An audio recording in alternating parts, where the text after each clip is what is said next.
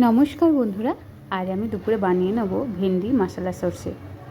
তার জন্য একটা কড়াই নেব। কড়াই গরম হয়ে গেলে তেল দিয়ে দেবো। ভেন্ডিগুলো কেটে নিয়েছি, নিয়ে ভালো করে ভেজে নেব। একটু লবণ দিয়েই ভেজে নেব। যখন ভেন্ডিগুলো একটু ভাজা হয়ে যাবে নামিয়ে নেব। এরপর কড়াইতে তেল দিয়ে দেবো, দিয়ে কালো জিরে দিয়ে দেবো। কালো জিরে দেওয়ার পর একটা ছোট্ট পেঁয়াজকে কুচিয়ে নেবো। বেশি পেঁয়াজ দেবো না, অল্পই পেঁয়াজ দেবো।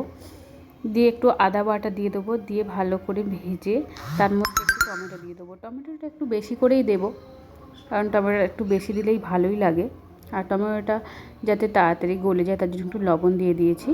দিয়ে টমেটোটা এইভাবে গলে গেলে এর মধ্যে জিরে, ধনে, শুকনো লঙ্কা গুঁড়ো আর হলুদ দিয়ে একটু সামান্য জল দিয়ে মশলাটাকে খুব ভালো করে কষিয়ে নেবো।